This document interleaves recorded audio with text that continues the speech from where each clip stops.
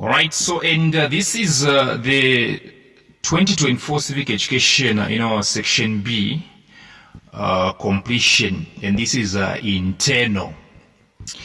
And also question 4, we happen to have this table. They're saying study the following table, showing the types of marriages, and answer the questions that follow.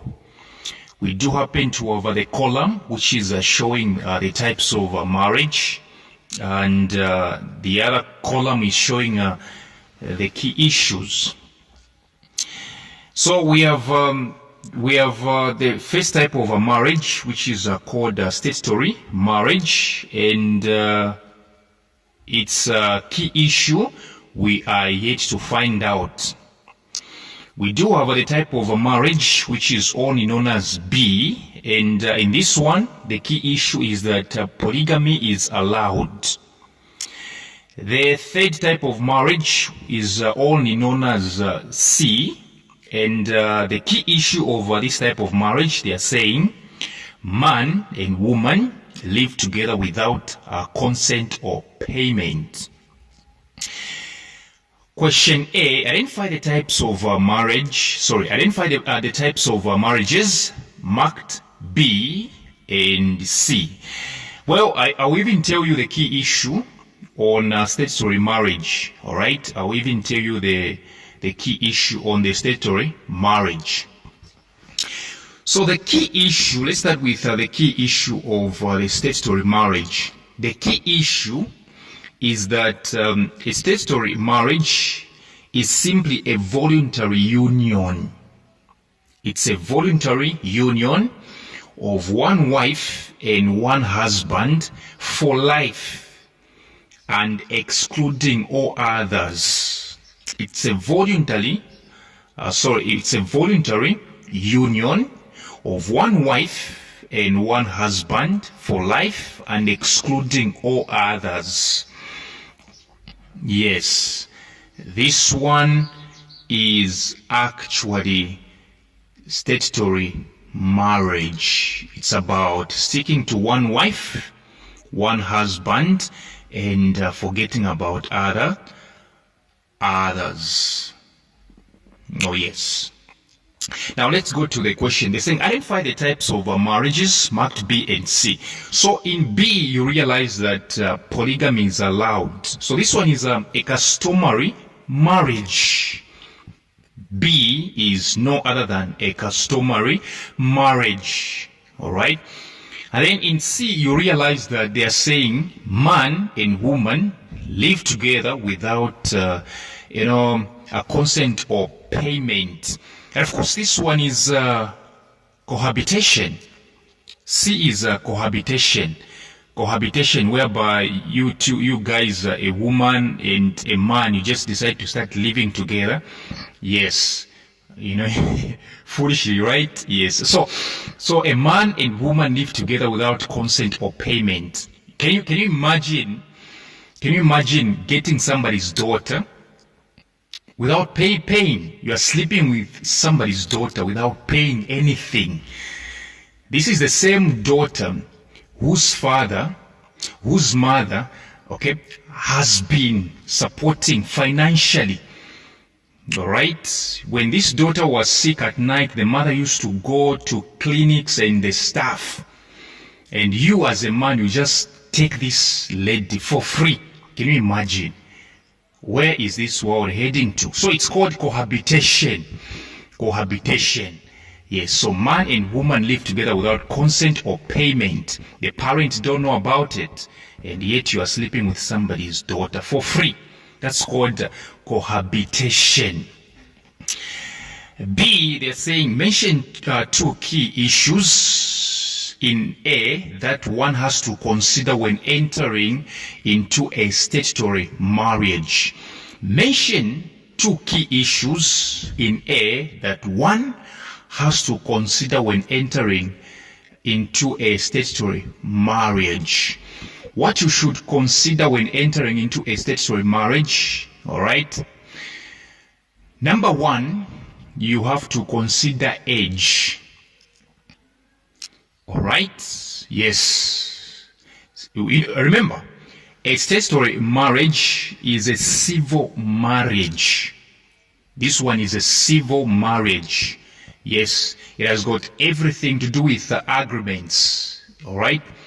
Yes, it has got everything to do with agreement, and even the court can be involved. Yes, even the court is actually, involved. All right, involved. So this one is not just any other marriage. All right, this one is with this one there is even a marriage certificate. So the following: you consider age. All right. Number 2, you consider a takeout of notice of marriage, or you just say notice of marriage. So age, notice of marriage. All right, age, notice of marriage. Number 3, you also consider marriage certificate. So I'm saying age, notice of marriage, marriage certificate, and solemnization of a marriage. Solemnization of marriage. Okay, this marriage has to consider solemn, which means serious. So you mention age, marriage certificate, notice of marriage, solemnization of marriage, even a relationship. Yes, this one is a statutory marriage. It has got everything to do with legal and some stuff. Question C, explain what the Marriage Act states concerning marriage payment in a civil marriage. Explain what the Marriage Act states concerning marriage payment in a civil marriage. Well, this question has been given 2 marks, but the Marriage Act doesn't say anything about payment, about marriage payment. The Marriage Act doesn't say anything concerning marriage payment. All right? If the Marriage Act is going to say anything about it, it will just be in line. It will just be in line with what a customary marriage states. Otherwise, the Marriage Act doesn't say anything. It doesn't state anything concerning marriage payment. All right? So if they ask you such a question, just tell them what a customary marriage says. Because this question, if you check very well, they are saying explain what the Marriage Act states concerning marriage payment in civil marriage. So here they are simply saying mention or state what the Marriage Act says, all right, in reference to marriage payment in a statutory marriage. Remember, civil marriage is a statutory marriage. So the Marriage Act of the statutory marriages doesn't actually say anything. So if you're going to say anything here, you just have to say in line with what the customary marriage states. The customary marriage states that there must be always payment as recognition of the marriage. So when answering this question, you refer to customary because in a statutory marriage, the Marriage Act doesn't say anything concerning payment. All right? There is always payment as a recognition of the marriage. There is always payment as a recognition of the marriage. Yes. The payment is made by the bridegroom, okay, to the family of the bride to be. I'll repeat. There is always payment as a recognition of the marriage, which means the customary marriage states that there must always be a payment, okay, as a recognition of the marriage, which means without payment, that marriage is not recognized. There is always payment as recognition of the marriage, and the payment is made by the bridegroom to be to the family of the bride to be. Yes. Question D, describe the concept consent in relation to marriage.